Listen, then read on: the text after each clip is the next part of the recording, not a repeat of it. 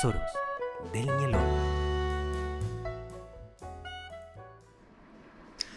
Hola amigos, amigas, bienvenidos, bienvenidas a este nuevo capítulo del programa Tesoros del Ñelol, esta instancia que busca poner en valor a artistas, gestores culturales de nuestro territorio a través de la conversación y que está siendo transmitido a través de los Facebook Live de Culturas La Araucanía, Pabellón Araucanía. Estamos en el marco del mes de los pueblos originarios. Jessica, mi compañera, ¿cómo estás? ¿Todo bien? Mari Christopher, muy bien. Nos va a dar la introducción al capítulo de hoy, compañera. Fele, bueno, hoy tenemos un invitado muy especial, Christopher, y yo he tomado una cita que ha escrito el propio invitado. La gente me llama poeta porque es lo que más conoce de mí, pero también soy nimicafe o dibujante en el telar de acuerdo a las técnicas ancestrales que en mi territorio hemos heredado, y narrador de EPU. Presentamos y agradecemos profundamente entonces la presencia de nuestro lamien Erwin Quintupil, quien es escritor, nimicafe, epeutufe y es profesor de biología y química, profesor de educación básica y licenciado en educación. Mari Lamien, muchísimas gracias por estar aquí en este capítulo 6 de Tesoros del Ñelol. Gracias por haberse dado este tiempo, Lamien. Y entrando inmediatamente en materia, vamos a abordar su infancia, su tubún, sus primeros pasos. El lamien es de Salta Pura. Sí, está ubicado al sur de Nueva Imperial. Al sur de Nueva Imperial. En el camino que va hacia Teodoro Smith, a unos 16 kilómetros más o menos. 16 kilómetros al interior, Feley. Y su infancia, usted se transfirió a Salta Pura muy chiquitito, como de 1 año y medio. Me da la impresión que tenía... Sí, más o menos esa edad. Tenía como 1 año y medio cuando llegué a Salta Pura, no voluntariamente, claro. Porque yo soy hijo de madre chilena, biológicamente, ¿no? Y de padre mapuche. De ahí de Salta Pura es originario mi padre mapuche. Pero hay que decirlo, mi papá no se hizo cargo de mí. Yo soy un niño abandonado por mi padre biológico. Y ella, como la mayor parte de las mujeres en esas circunstancias, apechugan y crían a los hijos hasta donde pueden. No pudo mucho, como al año y tanto, buscó dónde dejarlo para que pudiera tener otro tipo de atención. Es una historia bien larga, a mí no me molesta decirla, además tiene harto sabor eso. Porque no es un tema menor, pues, si no. Eso del abandono de los niños, la mujer, ¿cierto?, que tiene que salir por su propia cuenta, mostrar todo el valor y el coraje que un hombre no tiene, etcétera, ¿no? Pero el caso es que yo finalmente en ese entonces, mis papás, a los quienes yo les digo padre, a mi padre y a mi mamá, ellos se enteraron de la situación y dijeron: nosotros nos podemos hacer cargo de él. Felices. Claro, yo no tengo noción de aquello, bebito, para nada. Solo recuerdo cuando ya estaba ahí con ellos y mis primeros recuerdos son de estar dentro de la casa. Así que yo tenía 1 año y medio aproximadamente cuando llegué a vivir. Fue antes del terremoto del 60. Tiene que haber sido, creo que fue en diciembre del 59, creo. Acompañado del cariño y el fogón, ¿cierto?, que le ofreció ahí el lamien don Juan Bautista Rayeleo Lincopil y la lamien Carmela Ñancupil Lienleo, quienes desde muy temprana edad le hablaron del quimche, le hablaron por medio de relato de Peu en el fogón. Ahí ya empieza ya a aparecer en usted las imágenes del Gualmapu, de los relatos. De lo que iba a hacer yo ahora, discursivamente hablando, sin lugar a dudas, claro, porque la familia te entrega, en el caso de una familia mapuche, aun cuando la mía era típica, ¿no? Porque mis padres, me imagino yo, cuando nunca me lo dijeron, pero yo analizando sus conductas posteriores, creo que siempre tuvieron la sospecha de que yo me iba a ir pronto, como aconteció realmente, y que como no siendo hijo biológico de ellos, pues seguramente iba a ser difícil mantener una relación. Deben haberlo pensado tal vez así, pero aún me dedicaron todo el tiempo que tuvieron, todo el afecto que ellos eran capaces de, y que era muchísimo.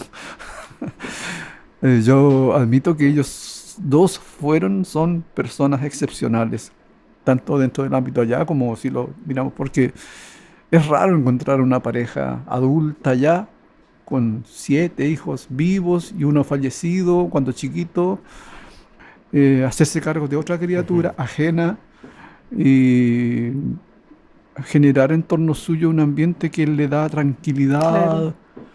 que lo hace sentirse seguro, Pero- que le da todo lo que necesita un cabrón chico. Exacto. Sí, en eso, don Erwin, reparar que usted subraya que tuvo una infancia feliz. Feliz, Ujú. sí. Agrega a eso que ellos fueron los que me iniciaron en la lectura y en la escritura del castellano, como también me enseñaron a sumar y a restar los números. Pero la cuestión valorativa, digamos, ellos la hicieron a través del EPEU principalmente. Me narraban el EPEU. Y yo era porfiado, de modo que era tan entusiasta con el asunto que todos los días les pedía que me contaran. Bueno, y a veces eran adivinanzas en castellano, porque el Conebon ya está en desuso, digamos, dentro del grupo. Mi mamá alguna vez me habló sí, del Conebon, pero lo de los EPEU era regular. Y la narración de relatos de Piam, ¿cierto? Estos relatos que tienen algún elemento subjetivo o completamente, como el Tren Tren Kaikai, etcétera, del que nunca me hablaron, sí. Ya, mire. Excepto cuando era bien mayor, mi papá, como un año antes de morirse, le pregunté, oye, ¿tú has escuchado alguna vez todo el Tren Tren? Ah, sí. La cosa fue que no Claro. se dio nomás. O sea, hay tantas cosas que sabían y que no me las dijeron simplemente porque las circunstancias no dieron lugar a. Ujú. La dinámica del hogar, de la familia es así, o sea, las cosas surgen en la medida en que resultan ser necesarias. Y Claro. seguramente Y- había otros tantos EPEUs que era necesario transmitir. Seguramente. Claro. Yo reuní esos EPEos finalmente hace unos años atrás, los recordé y los que no me acordaba muy bien se los consulté a mis hermanas, a mi hermano y los rearmé. Ya. Y Qué los ley. tengo ahí guardaditos en un libro que algún día a lo mejor va a ver la luz como papel, Seguramente, quizá. sí. También, y a partir de esa infancia, de ese conocimiento que usted adquirió de sus padres, que lo criaron, que lo contuvieron, bueno, usted empieza a adentrarse en la educación, a estudiar, a salir también para poder educarse.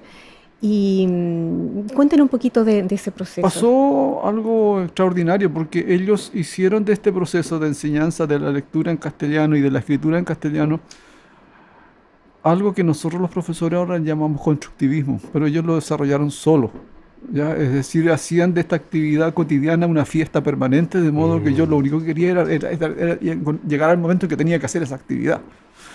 Y cuando mi papá volvía de la ciudad con las compras, que en ese entonces se envolvían principalmente en papeles de diario, yo, así como con una cuota importante de ansiedad, esperaba encontrar entre todos esos papeles cosas para leer, Claro. aun cuando no las entendiera incluso.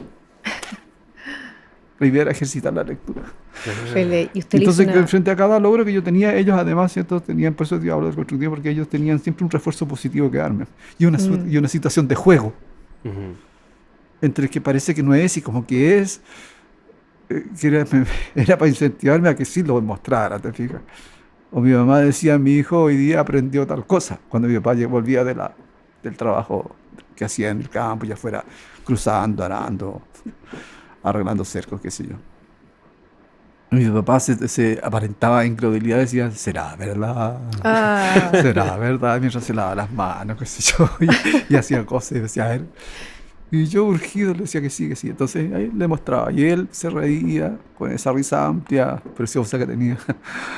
y usted le hizo una promesa. Y yo me sentía siempre acompañado. Claro, alguna vez cuando me fui, fue duro porque ahí me di cuenta que no era su hijo biológico. Ya. Yo olvidé eso.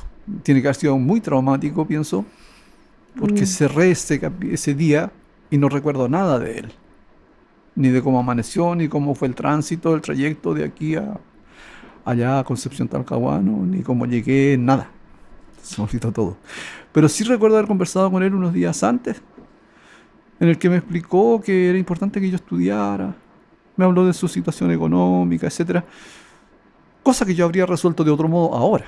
Porque cuando ya adulto yo me dije en realidad podría haber resuelto la cuestión de otra manera. Me afectó mucho, sí, marcó mi existencia también, lo que venía después.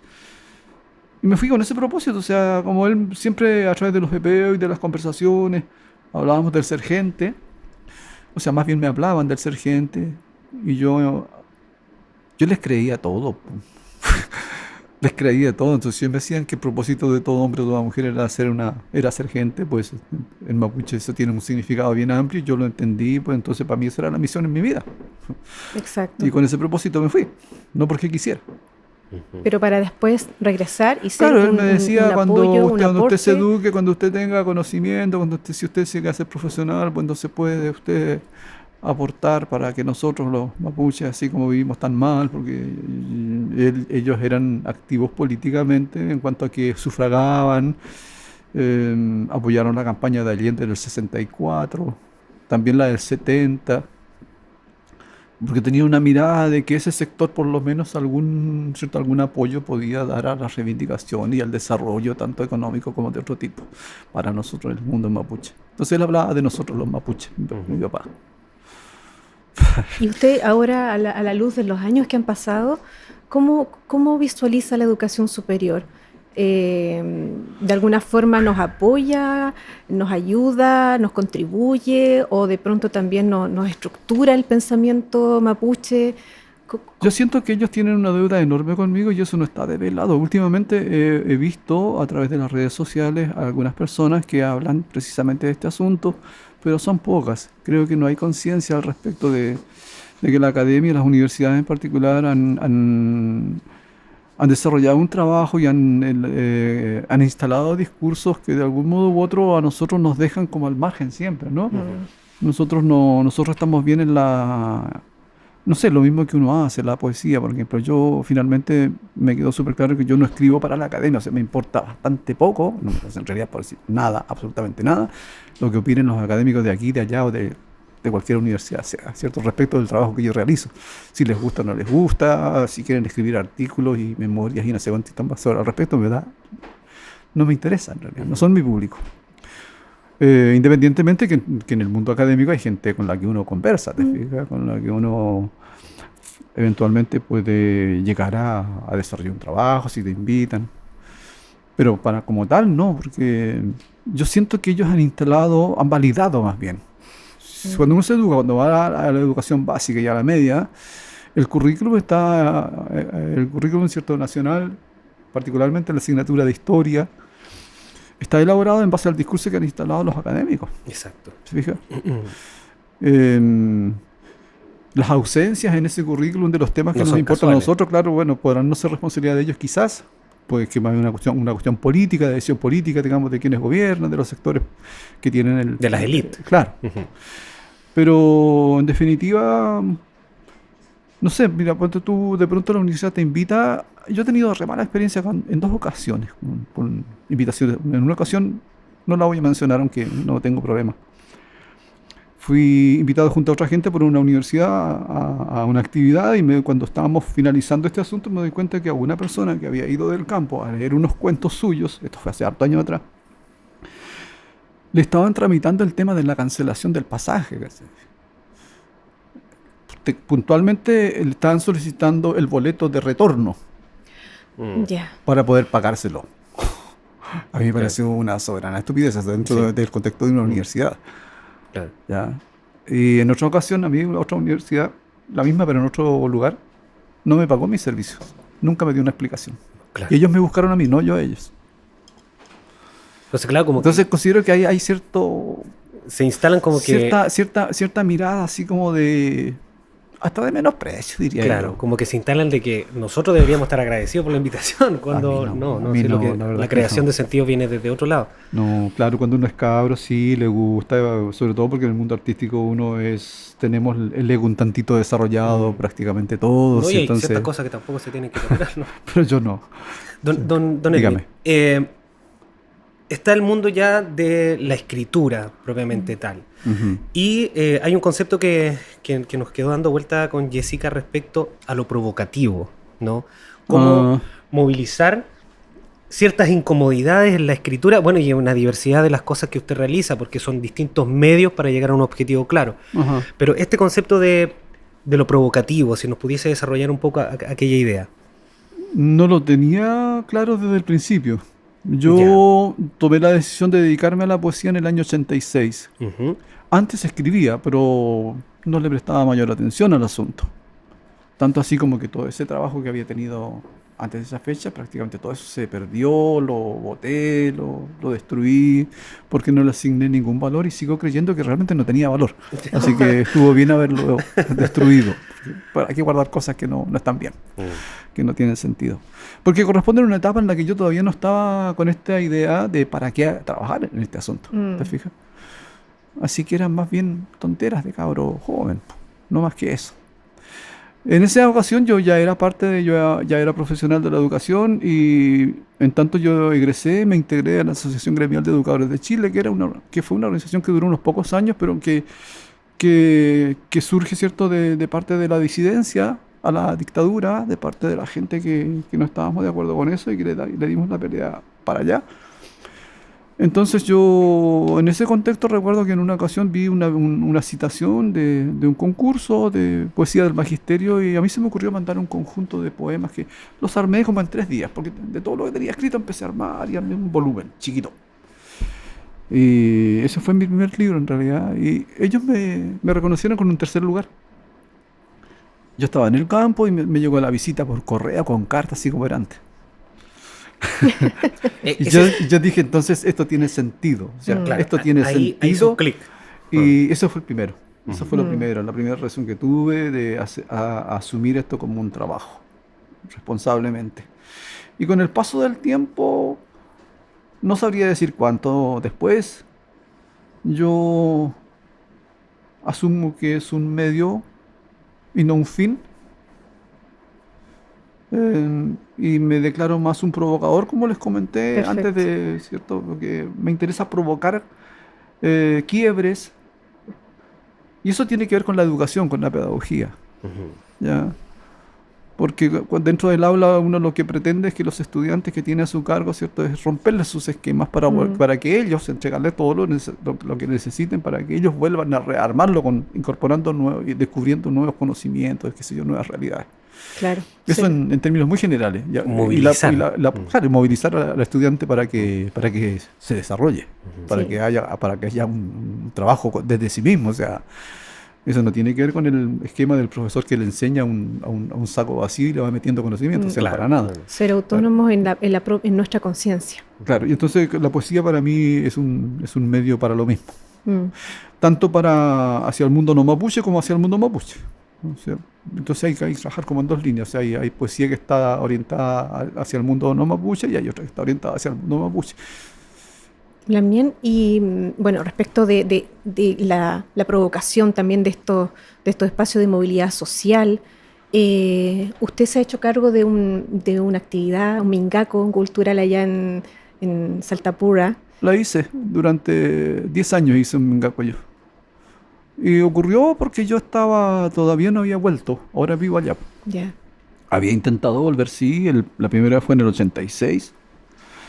Y posteriormente, cuando murieron mis papás en el año 95, los dos en el mismo año, mi papá en enero y mi mamá en junio, entonces yo me quedé acá, porque encontré una posibilidad de trabajar aquí, en ese año, en el 95. Me quedé y ya no volví nunca más para el norte, ¿ya? Después me cambié de pega, qué sé yo, pero estoy acá. Y en el 2007 me parece que fue la vez que hice el primer mingaco. Entonces, antes de eso yo trabajaba ya para una ONG que tenía que ver con el desarrollo comunitario. Anteriormente había hecho otras pegas de ese tipo también. Siempre he estado apegado a aquello, ¿no? O sea, ingresé al Centro Cultural Mapuche en Concepción cuando tenía, no me acuerdo qué edad, pues estaba en la universidad.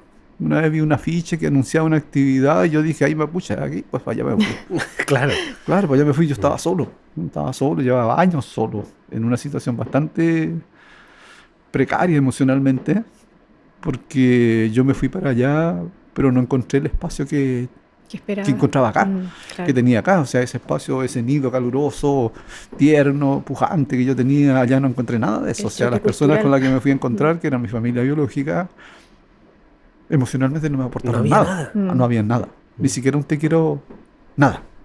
Bastante obvio también por nada. Entonces fue... Yo era chico, no entendía esas cosas. Después las entendí. No las justifico, claro, pero después las entendí. Como uno es profe puede entender esas cosas, pero La cuestión es que cuando en el 2000 y tanto yo empecé a reflexionar acerca de la situación en que estaba la comunidad, que como le llaman, la reducción, decíamos nosotros. Y tiene sentido con lo que había hablado con mi papá antes de partir, pues. Claro. Claro, en algún instante yo tenía Ser un que... aporte. Claro, yo sentía que estaba haciendo algunos aportes, pero quería tener algo que fuera realmente más sustancioso, más significativo y más en el lugar mismo.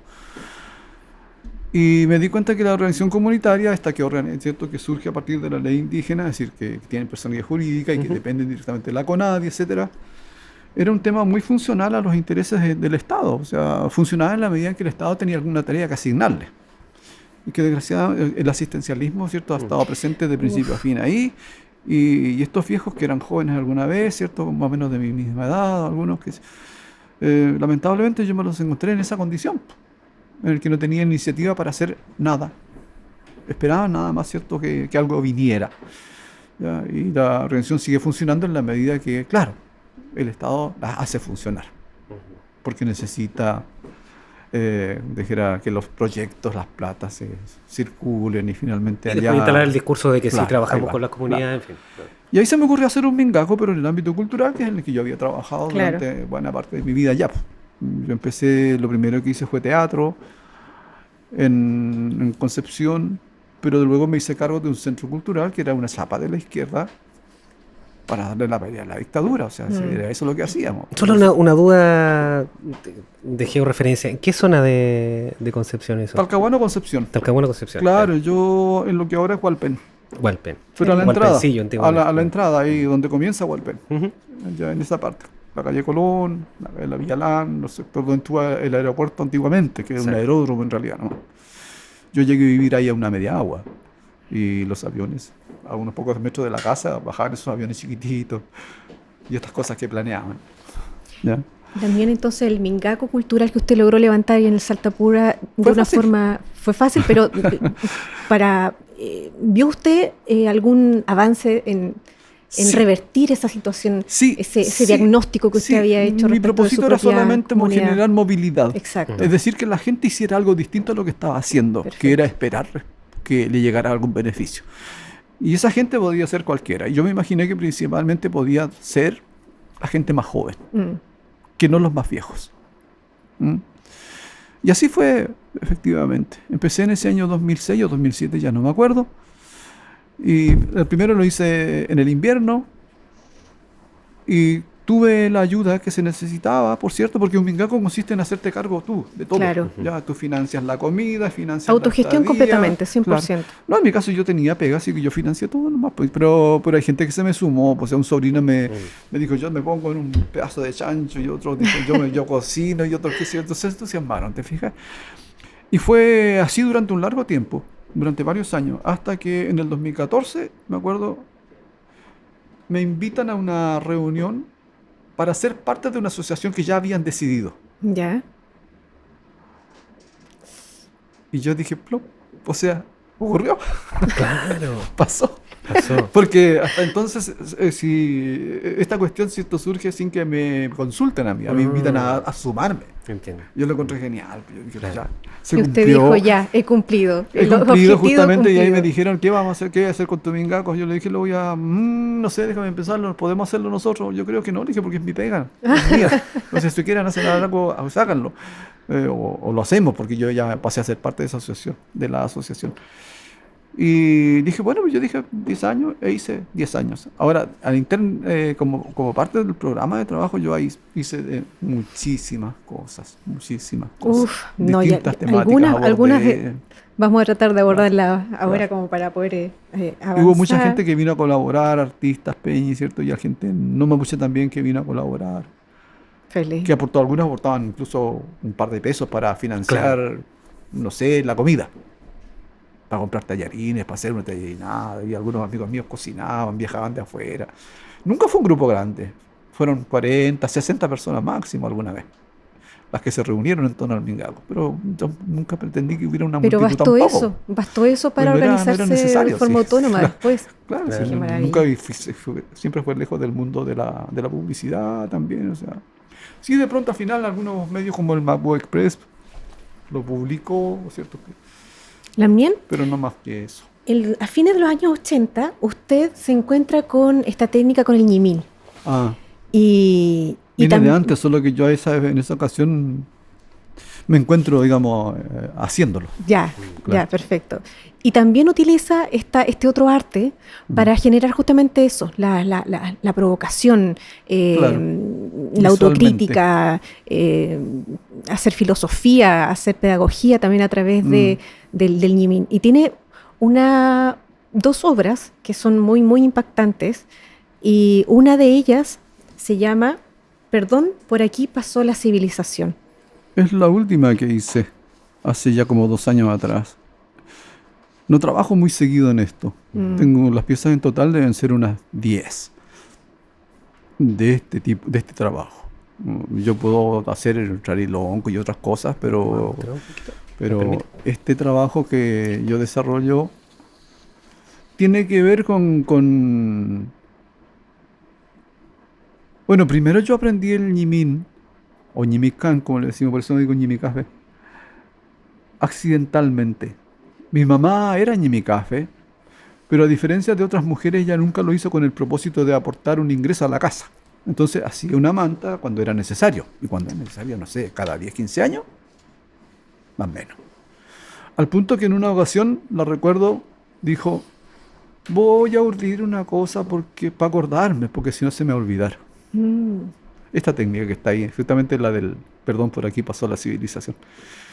Y en ese año que usted menciona, en el 89 creo que fue, yo me enfermé de los pies y me quedé como 2 semanas en cama sin poder caminar, me apoyé con un bastón, qué sé yo. Y me puse a estudiar, y se me acabó el material escrito, libros, qué sé yo, y todavía tenía enfermedad ahí, no podía salir. Y accidentalmente estaba el saco de las lanas de mi mamá a mi lado. Accidentalmente. Sí, accidentalmente porque ella estaba. Yo estaba durmiendo ahí y tenía ahí su saco mi mamá y yo hurgueteé. Y se me ocurrió hacer un urdido porque yo recordaba que cuando ella dijo eso, eran hartos años atrás, cuando ella quiso recordar la técnica para que no se lo olvidara, hacer un ejercicio para recordar, se puso a urdir ahí en el patio, al lado, fuera de la puerta de la casa, con mi hermana, una de mis hermanas. Y yo sin prestarle ninguna atención, porque jamás le presté atención, nunca. Nunca me interesó el telar, nunca, para nada. Ni los colores, ni nada. Cuando chico, para jugar nomás y hacer tonteras y qué sé yo, pero nada más. Pero sí, esa reiteración que realizaron de cuánto el urdido, ¿no? Ujú. Yo la memoricé. Claro, me lo machacaron tanto, yo estaba, no sé si leyendo, haciendo otra cosa ahí, porque jamás me metí en eso. Pero estaba ahí la antena. Estaba ahí en la antena y casualmente yo le presté atención y la encontré. No sé, me llamó la atención, pero sin propósito ninguno. Lo recordé y empecé a hacerlo, como no me podía levantar, sin decirle nada a nadie. El urdido me resultó. Mi primer ejercicio de tratar de hacer un dibujo fue como cuando los niños agarran un lápiz por primera vez. Claro. Es decir, una cosa que no tenía ningún sentido. Pero logré darme cuenta que por pequeños fragmentos había líneas.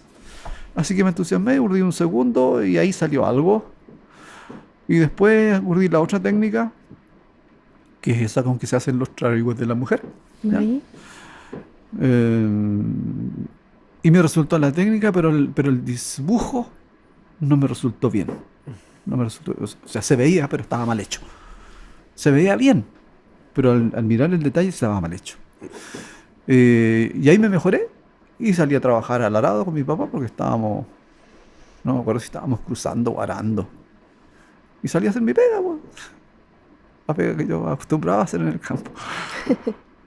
Así aprendí, pero me gustó mucho. Me gustó porque yo cuando era cabro chico, cuando estaba en el liceo, yo quería ser pintor. Quería estudiar pintura y no pude. No pude porque ni siquiera se me ocurrió decirle a alguien yo quiero estudiar pintura porque no había recursos económicos para Claro. estudiar. ¿Te fijas? Uno siempre se Yo el autolimitaba primer año por de eso, universidad sí. pasé todo ese año comiendo pan y té nada más. O sea, no comí. Fue la época de más hambre que he vivido en mi vida, mi primer semestre universitario. Claro, y cómo Entonces, ¿cómo iba a estudiar pintura yo? O sea, que ¿Cómo? yo consideraba que no era posible eso. Ya, Y ahí encontré la salida en el Huitral. En Feliz. Ñimicán específicamente encontré esta posibilidad que yo había tratado de hacerla con maderas, con acerrín, con otras cuestiones antes. ya había una experimentación Nunca, previa. nunca Claro. me resultaba nada, todo era un chiste de mal gusto. Mm. Y esto, habló a través mío.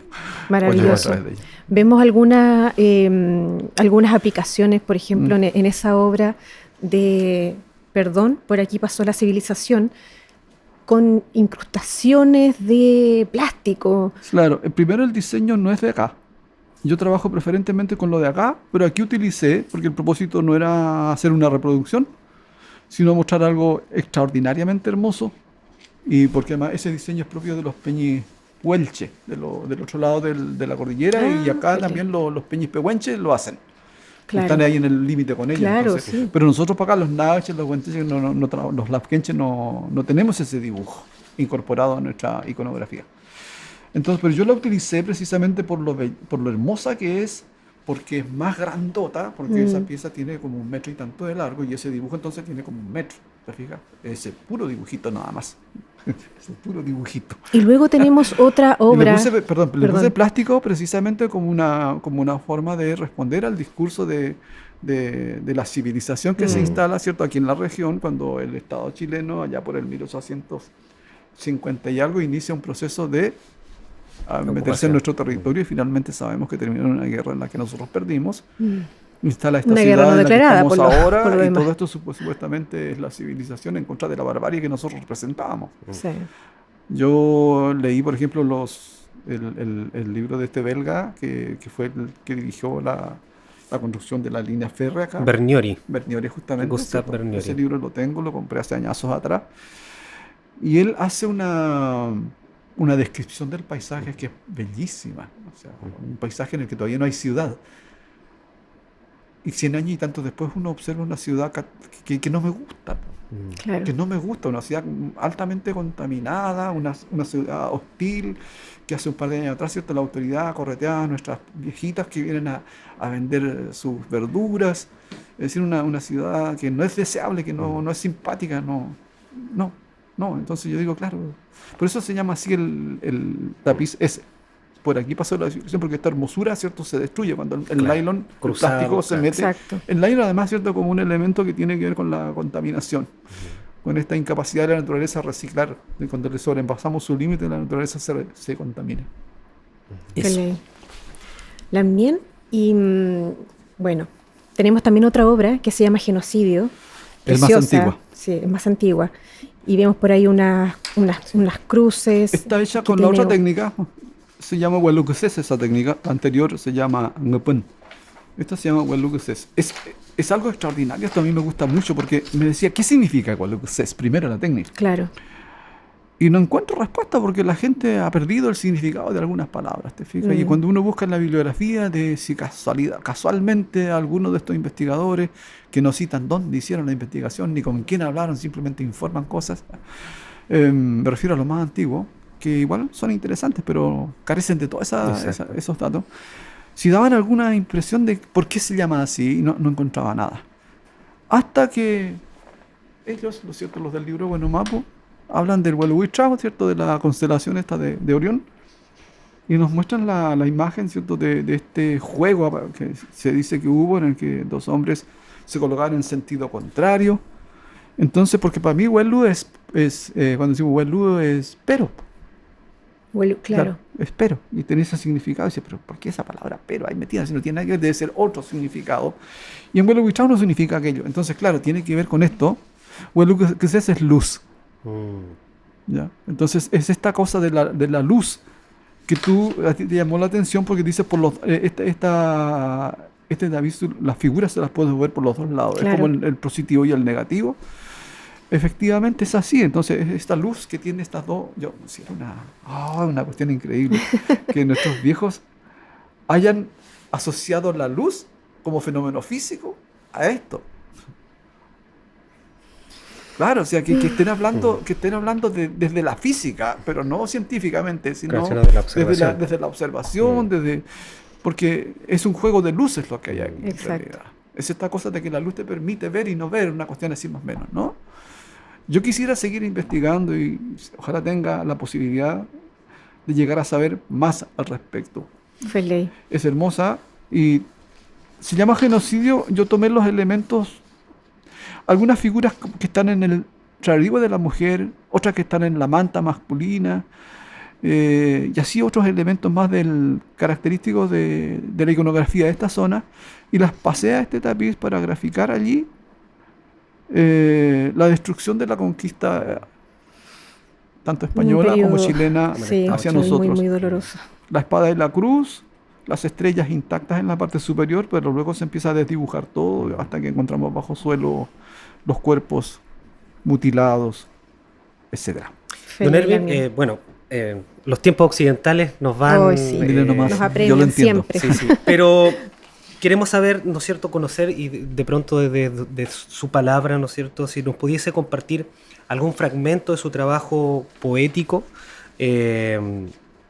Y el otro día algo nos mencionó de uno bien interesante que se llama Coletazos escolares o Agárrate que vienen los indios. Yo juego con esos conceptos de indio en mi poesía. La primera vez que escuché esa palabra fue a mi profesor, que es un familiar, obviamente en un tono despectivo. Claro. Porque allá hay gente que no se siente conforme con ser mapuche, ¿no? Y habla de los indios porque se asume chileno. Su identidad es esa. Son chilenos con apellidos mapuches, que sea. Entonces habla del resto como los indios. Y por eso uso la palabra indio en mi poesía, que para nosotros es un insulto en realidad. Sí. Mira, para nosotros acá lo asumimos así.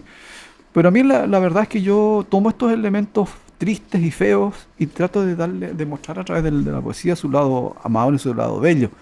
Me pasa con los animales, por ejemplo, que son denominados sabandijas, como las culeras y las lagartijas, que a mí me gustan muchísimo. Me gustan mucho. O sea, yo me he encontrado con lagartijas partiendo la leña, por ejemplo, que como hibernan, de pronto aparecen y ahí me preocupo de cuidarlas y todo el cuento, y las culebras de no dañarlas, y de conversar con ellas. Y las arañas, ¿para qué te decirte? Porque las arañas viven en mi casa, todas las que quieran vivir. En mi casa, yo cuando llega gente de afuera, digo, las arañas no se matan en esta casa. Si alguien tiene miedo, que hable conmigo.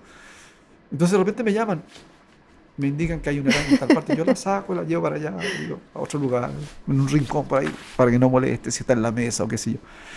De ahí viene eso, ¿no? Porque siento que la otra mirada, la que nos instala la escuela, la que reafirma la academia, nos lleva a este cuestionamiento de un mundo en el que hay más y hay menos, en que hay cosas mejores y peores, que hay animales que son despreciables y otros que son deseables. Lamentablemente. Y en el mundo mapuche no es así, No. O sea, no es así. O sea, todos los animales tienen un espacio, tienen un lugar y un tiempo, y los tiempos y los lugares nuestros no tienen sentido si no están en coordinación con estos otros. ¿Te fijas? Por eso yo hago este ejercicio coletazos escolares, o Agárrate que vienen los indios. Es un poema del año 19. Y yo además aquí hago un ejercicio de romper con la forma de poesía que yo venía desarrollando, que era más del gusto más como líricamente no sé qué, etcétera, y decido tomar el lenguaje coloquial cotidiano, y esto es casi un fragmento de un libreto de teatro, ¿no? De ley. Claro. En el que hay dos personajes, en el que uno dice, oiga mamá, déjese de cuestiones, el señor Villalobos es un sabio, respetado. Estudió en la universidad, ¿me entiende? No una vez, pues ha estudiado hartas veces, dicen que tiene harto estudio. Eso dicen, pues. Y salen los libros que me dan para estudiar. Por eso es una persona que sabe. Y dice que los mapuches no existen. Que los verdaderos mapuches fueron de otro tiempo. Que ahora hay puro mestizo. Y usted dale con hacer Lelipún, con entrar al Guillatún. ¿Por qué no va nomás? Como la doña Juana y su familia. Es bonito, nadie lo niega. ¿Pero para qué? Digo yo. Entonces, la porfiada le habla a su retoño con cara de vinagrera. Así que eso fuiste a aprender a la escuela. A fita mapuche pita mi profesor. Fe pita pu libro. Siempre que cita mi ñuque. Petumon eleita mi chau. Petumon eleita mi ñuque. Mi gay, win kan mi, sheu me leita mi piuque. No tiene traducción, les expliqué que Claro. no intento traducir esa parte. Yo prácticamente toda mi poesía está hecha en castellano y he incorporado algo del mapuzungún, muy poco, porque yo no soy hablante del mapuzungún, aunque pronuncio bien, Mm. ¿ya? Y aunque soy capaz de elaborar pequeños trozos de diálogo, pero si yo quisiera dirigirme a un grupo de personas, me es imposible hacerlo porque entonces carezco del conocimiento para hilvanar una serie de palabras, desconozco el significado de unas palabras, no sé cómo decir algunas cuestiones, ¿ya?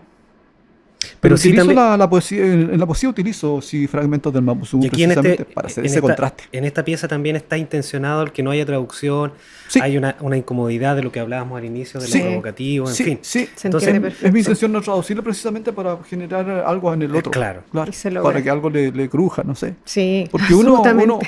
aunque tenga dificultades en cuanto en su genética, porque hay gente que no aprende idiomas. Claro, no. Yo, por ejemplo, yo no sé nada de los otros idiomas. Y a mí no me enseñaron el mapuzungún y lo que sé me lo aprendí así, andando nomás, ¿ya?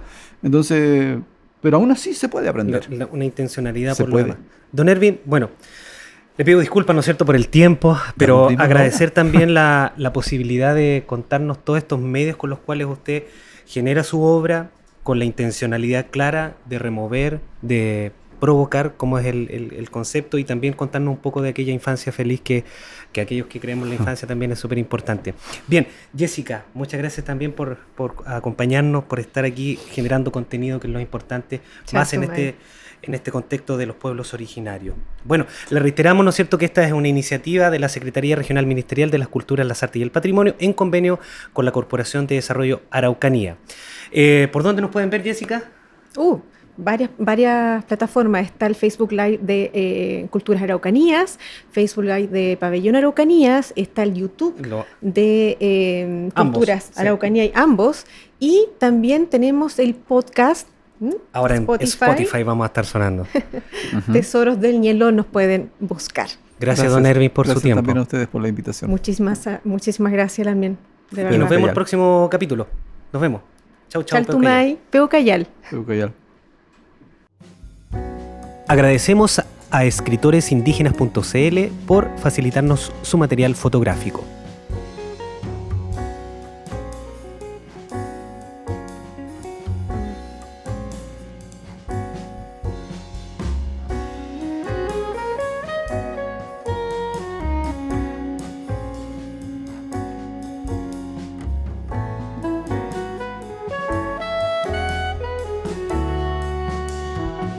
Tesoros del Ñelol.